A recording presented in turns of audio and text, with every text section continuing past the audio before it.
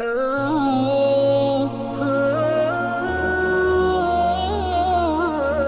اللہ الرحمن الرحیم۔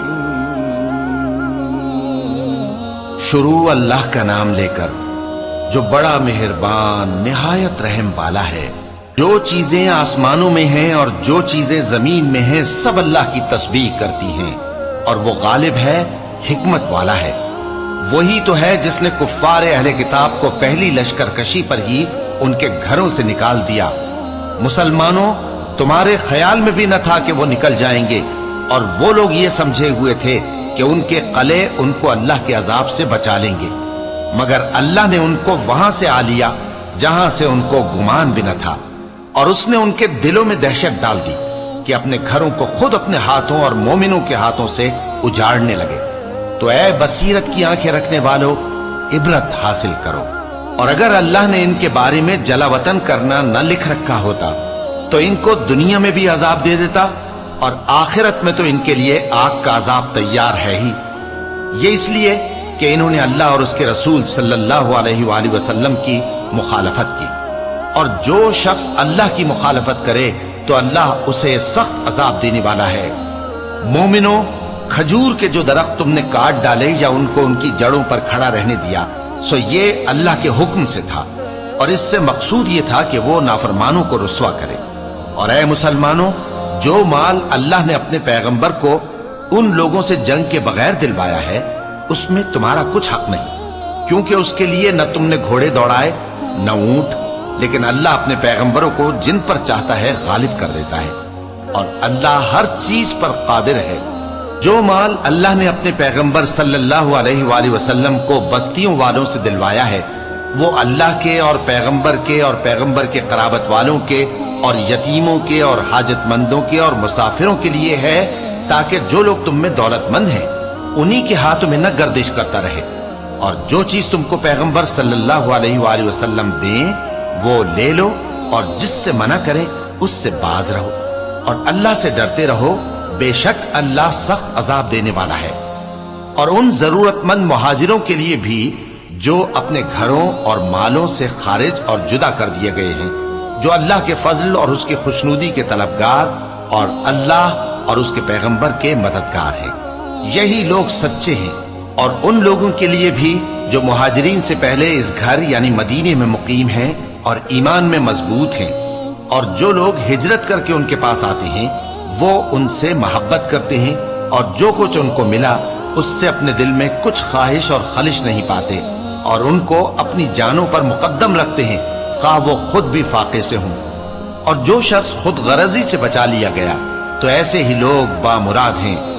اور ان کے لیے بھی جو ان مہاجرین کے بعد آئے اور دعا کرتے ہیں کہ اے پروردگار، ہمارے اور ہمارے بھائیوں کے جو ہم سے پہلے ایمان لائے ہیں گناہ معاف فرما، اور مومنوں کی طرف سے ہمارے دل میں کینہ و حسد نہ پیدا ہونے دے۔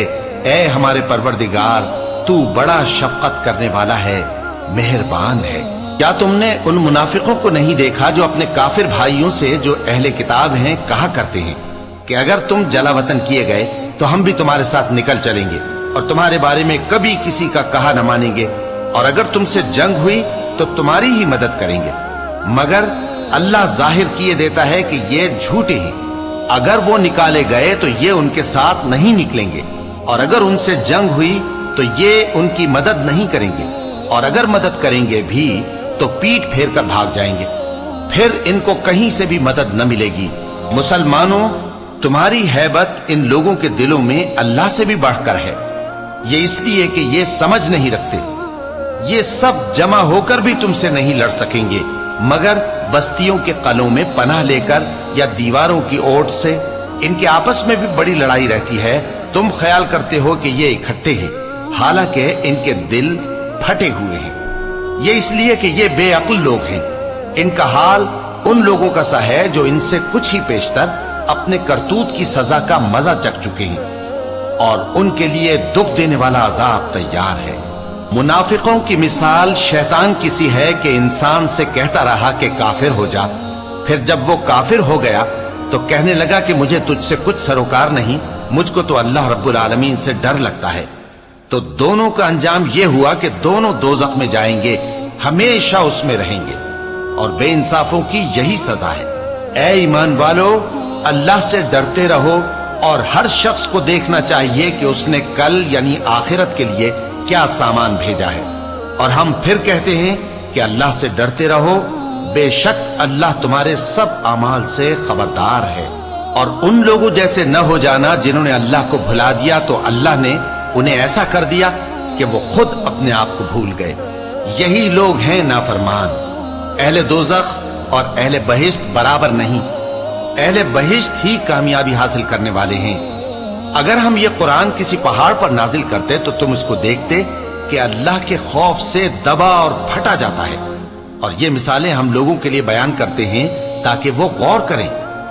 وہی اللہ ہے جس کے سوا کوئی معبود نہیں، پوشیدہ اور ظاہر کا جاننے والا، وہ بڑا مہربان ہے، نہایت رحم والا ہے۔ وہی اللہ ہے جس کے سوا کوئی عبادت کے لائق نہیں، بادشاہ حقیقی، ہر عیب سے پاک، سلامتی دینے والا، امن دینے والا، نگہبان، غالب، زبردست، بڑائی والا۔ اللہ مشرکوں کے شرک سے پاک ہے۔ وہی اللہ تمام مخلوقات کا خالق، ایجاد و اختراع کرنے والا، صورتیں بنانے والا، اس کے سب اچھے سے اچھے نام ہیں۔